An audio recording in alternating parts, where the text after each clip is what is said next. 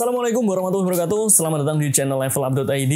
Dan di video kali ini alhamdulillah semua komponen-komponen yang kita butuhkan untuk merakit PC pribadi kita sudah terkumpul semua teman-teman. PC ini nanti akan kita gunakan untuk menggantikan laptop Asus A46CM yang sudah kita gunakan dari tahun 2012 sampai sekarang.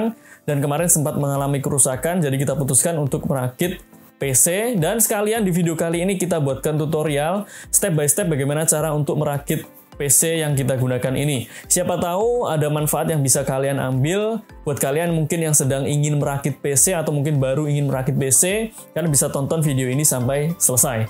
Oke, jadi ini adalah komponen-komponen yang akan kita gunakan untuk rakitan PC pribadi kita kali ini.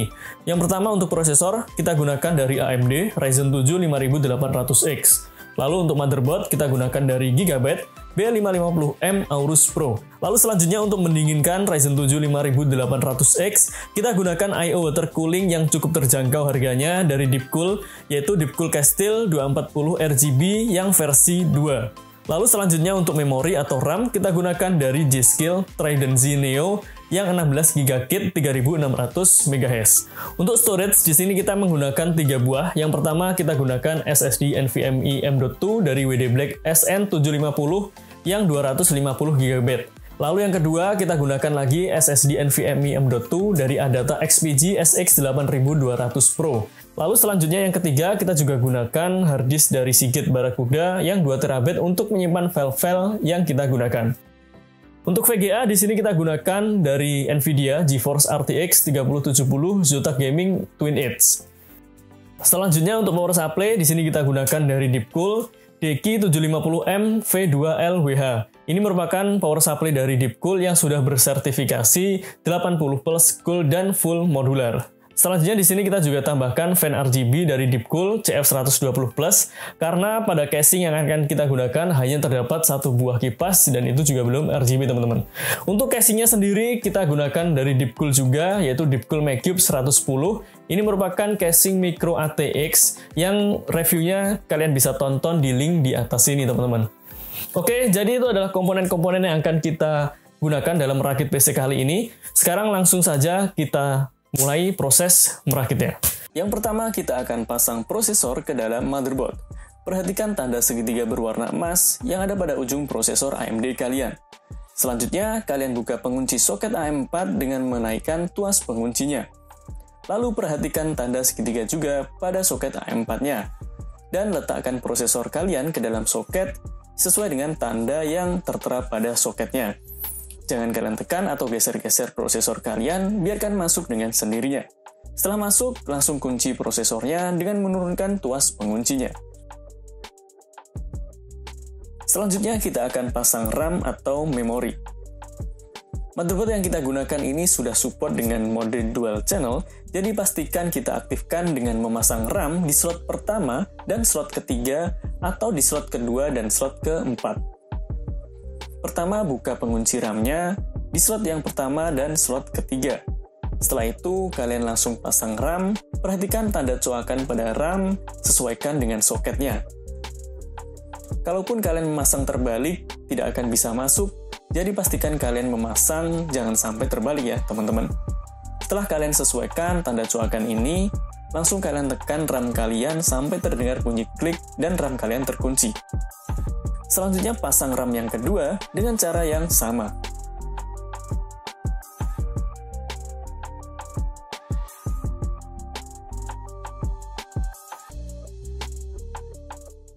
Langkah selanjutnya jika kalian menggunakan SSD NVMe M.2, kalian bisa pasang sekarang sebelum kalian memasukkan motherboard kalian ke dalam casing. Tapi kalau kalian tidak menggunakan SSD NVMe, kalian bisa lewati langkah berikut ini. Yang pertama, kita lepas dulu heatsink yang terdapat pada motherboard. Kemudian kita lepas juga baut pengunci untuk SSD NVMe-nya. Setelah itu, kita tinggal pasang SSD NVMe-nya ke dalam soket M.2-nya. Kalian tekan sampai terpasang sempurna, kemudian kalian pasang lagi baut untuk mengunci SSD NVMe-nya. Setelah itu jangan lupa kalian pasang heatsink-nya dan jangan sampai lupa untuk melepas plastik yang menutupi thermal pit-nya. Kemudian kalian pasang lagi heatsink-nya dan kalian baut lagi heatsink-nya dengan sempurna.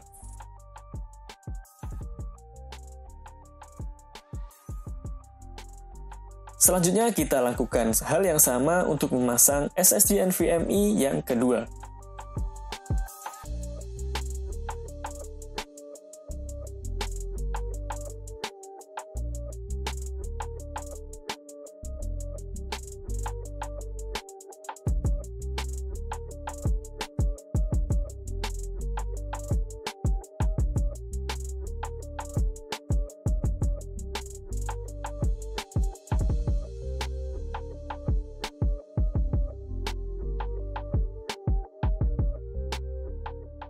Langkah berikutnya, kalau kalian menggunakan HSF atau heatsink fan, atau kalian gunakan stok cooler dari AMD, kalian bisa pasang sekarang sebelum kalian memasukkan motherboard ini ke dalam casing agar proses pemasangannya lebih mudah. Tapi kalau kalian gunakan I/O water cooling, kalian bisa pasang nanti dan proses pemasangannya kalian bisa lihat di buku manual atau di user manual yang disertakan pada paket pembelian.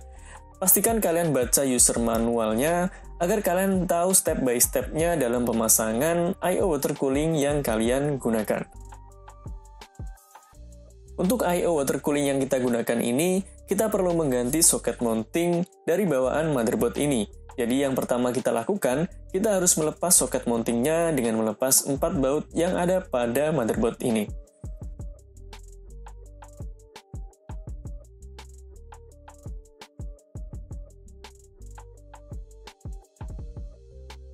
Setelah itu, pastikan kalian simpan soket mountingnya, karena suatu saat mungkin kalian gunakan, kalian bisa pakai soket mounting ini kembali. Selanjutnya, kita gantikan soket mounting tadi dengan 4 buah baut yang disediakan pada paket pembelian I/O water cooling yang kita gunakan. Oh ya, di sini kita tidak perlu untuk mengganti backplate-nya karena kita menggunakan soket AM4. Tapi kalau kalian gunakan Intel, kalian perlu mengganti backplate-nya sesuai dengan user manual yang ada pada I/O water cooling-nya.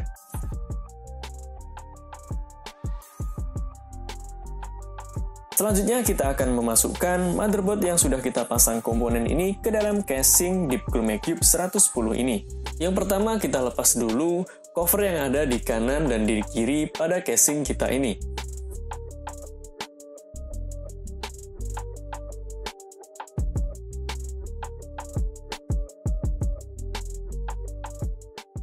Lalu kita lepas juga kipas yang ada pada bagian belakang casing ini, karena kita akan gantikan dengan kipas yang RGB.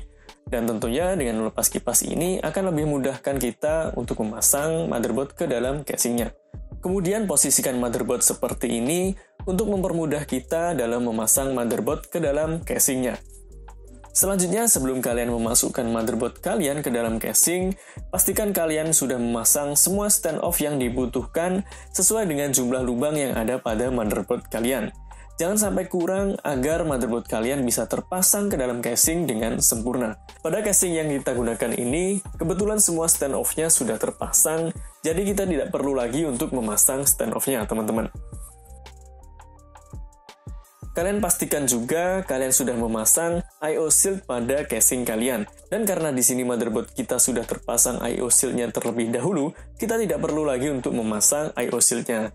Sekarang kita tinggal letakkan motherboard ini ke dalam casing.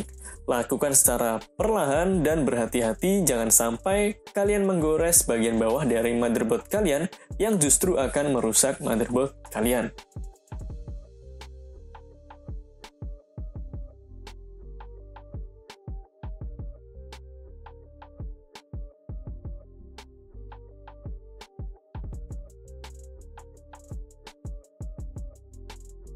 Setelah motherboard duduk dengan sempurna, langsung kalian pasang semua baut yang dibutuhkan sesuai dengan jumlah stand-off yang sudah terpasang tadi, teman-teman.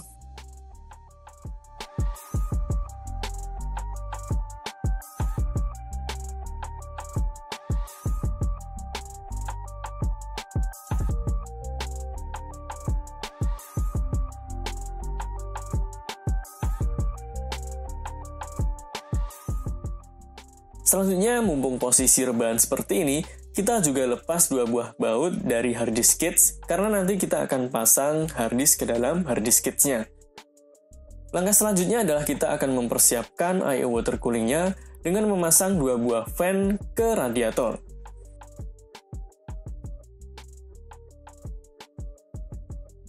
Kemudian kalian pasang semua baut yang dibutuhkan oleh fan-nya.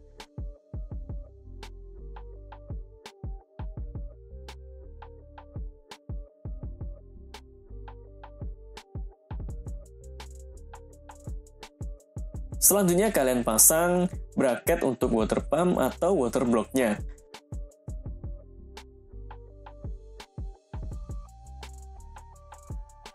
Dan di sini bisa kalian lihat sudah terdapat thermal paste pada water block atau water pump yang akan kita gunakan.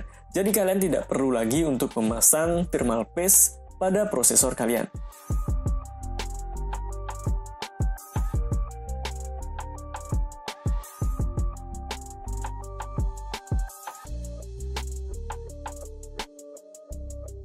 Selanjutnya kita akan pasang I/O water cooling-nya ke dalam casing dan motherboard-nya. Sebelum kalian memasang I/O water cooling-nya, pastikan kalian mencari posisi yang tepat untuk memasang radiator dan juga water pump atau water block-nya. Untuk panduan memasangnya atau posisinya seperti apa, kalian bisa tonton di user manualnya berikut ini. Selanjutnya kalian tinggal pasang water block atau water pump-nya ke soket mounting yang sudah kalian pasang tadi. Lakukan secara perlahan, tidak perlu kalian tekan karena nanti juga akan kencang ketika kalian pasang keempat bautnya. Pasang baut dengan cara X agar kalian mendapatkan tekanan yang merata. Kalau kalian kurang yakin dengan kekencangannya, kalian bisa gunakan obeng untuk mengencanginya, tapi jangan terlalu kencang karena dapat merusak dari prosesor atau motherboard kalian. Setelah itu kalian pasang juga baut-baut yang dibutuhkan oleh radiatornya agar radiator ini terpasang sempurna pada casing kalian. Selanjutnya untuk kabel di sini kalian bisa langsung pasang kabelnya dengan mengkonekkannya ke motherboard kalian sesuai dengan konektornya. Tapi di sini akan kita biarkan dulu, akan kita pasang nanti di akhir setelah kita pasang semua komponennya, teman-teman. Selanjutnya di sini kita pasang satu buah kipas yang tadi sudah kita lepas pada belakang casing ini.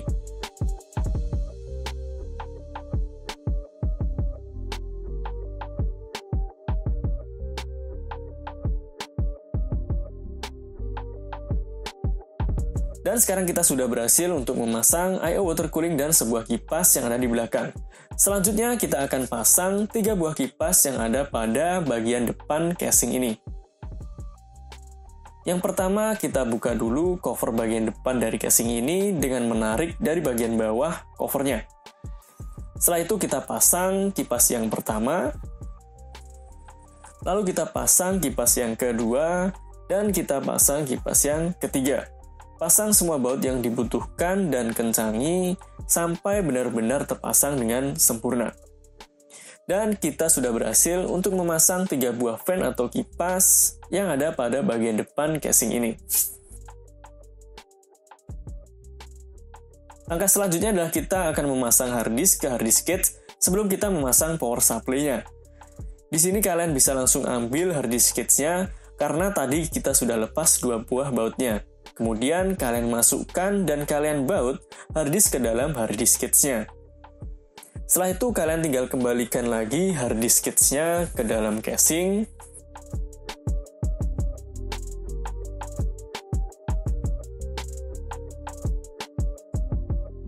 Lalu jangan lupa kalian pasang lagi 2 buah baut yang tadi kita lepas untuk mengunci si harddisk case ini agar duduk dengan sempurna di casing kita.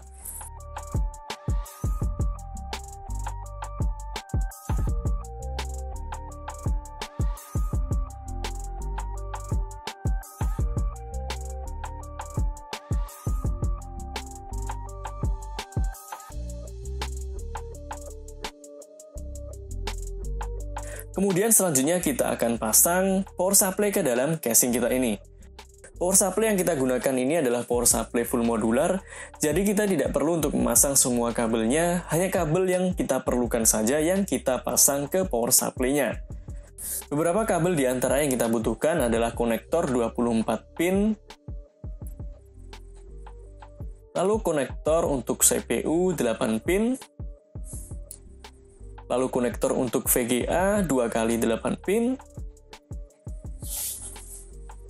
dan selanjutnya ada power untuk SATA karena kita menggunakan harddisk. Jadi di sini silahkan kalian pilih sesuai dengan kebutuhan kalian, teman-teman. Setelah itu kalian pasang dulu kabelnya ke power supply kalian. Dan setelah kalian pasang semua kabel yang sudah kalian butuhkan tadi, baru sekarang kita akan masukkan power supply ini ke dalam casing kita, teman-teman. Di sini kalian perhatikan lubang yang ada pada casing kalian, kemudian kalian pastikan kipas dari power supply kalian menghadap pada lubang exhaust yang tersedia pada casing kalian. Masukkan secara perlahan.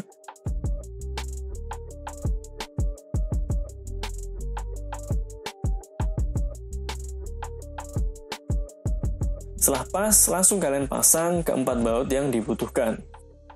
Sekarang kita sudah berhasil memasukkan power supply ke dalam casing kita ini. Selanjutnya kita keluarkan kabel 24 pin tadi yang akan kita konekkan ke motherboard kita melalui lubang dari kabel manajemen pada casing ini. Keluarkan juga konektor 2x8 pin untuk VGA-nya. Lalu kalian pasang kabel SATA pada harddisk kalian.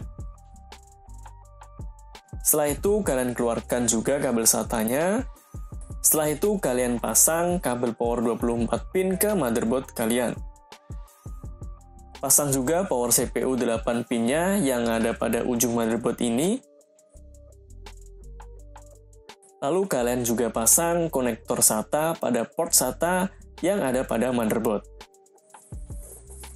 Selanjutnya kita juga akan pasang beberapa konektor yang ada pada front panel casing kita. Ada USB, ada konektor audio, dan ada konektor power reset dan juga HDD LED. Oke, konektor ini kita keluarkan lewat kabel manajemen dari casingnya. Kemudian kalian hubungkan konektor USB ke konektor USB pada motherboard kalian.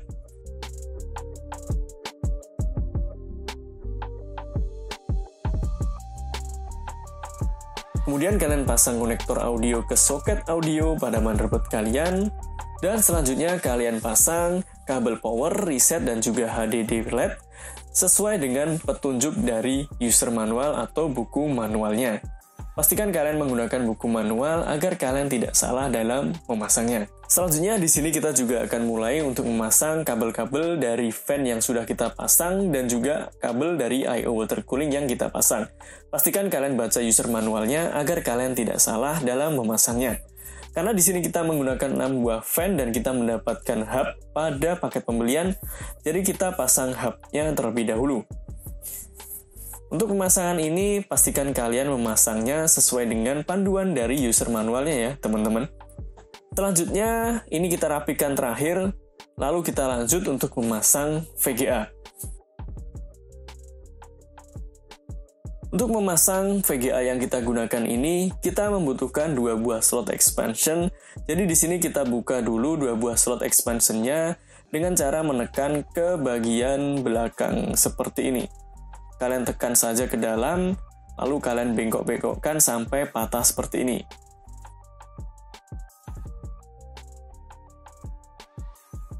Selanjutnya kalian buka juga baut di sini. Setelah itu kalian pasang VGA kalian ke dalam slot PCIe yang tersedia pada motherboard kalian. Lakukan secara perlahan dan masukkan ke soketnya. Lalu tekan sampai terdengar bunyi klik sampai VGA kalian terkunci.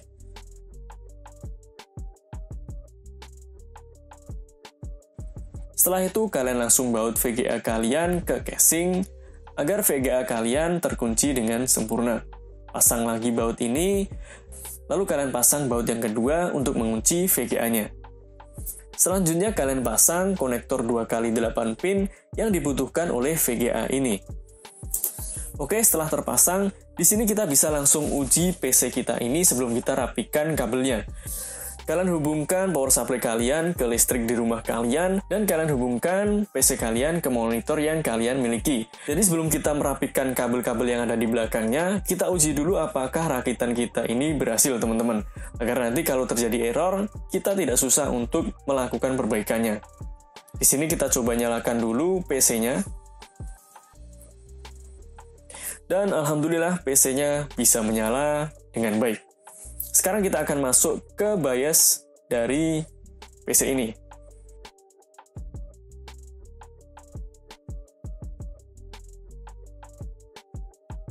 Oke, sekarang kita sudah masuk ke BIOS dari Gigabyte. Tampilannya lumayan informatif dan lumayan modern ya, teman-teman.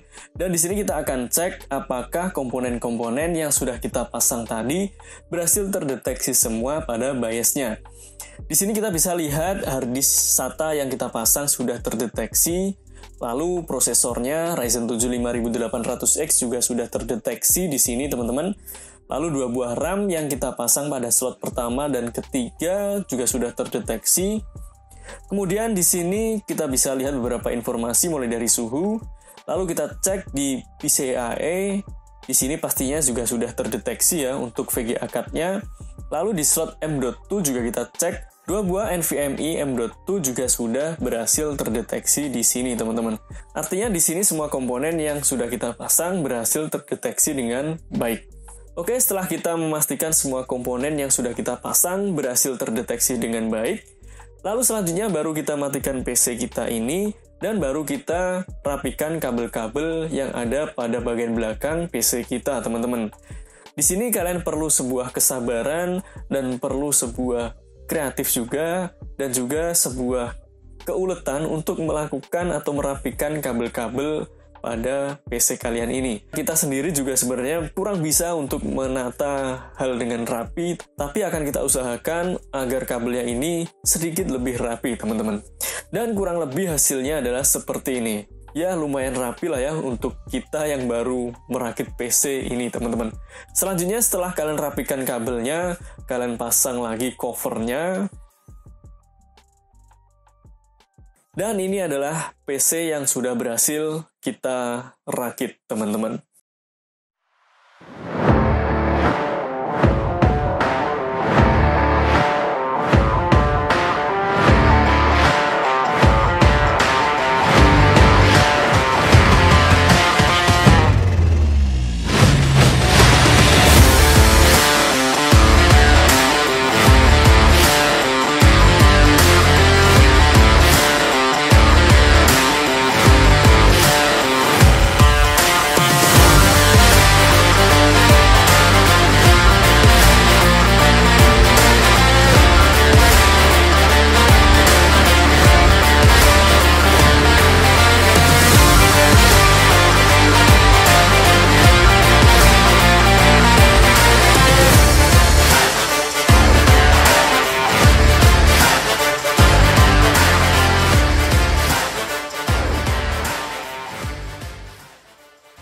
Oke, jadi itu adalah step by step dalam merakit PC yang akan kita gunakan untuk kegiatan kita sehari-hari ini, teman-teman.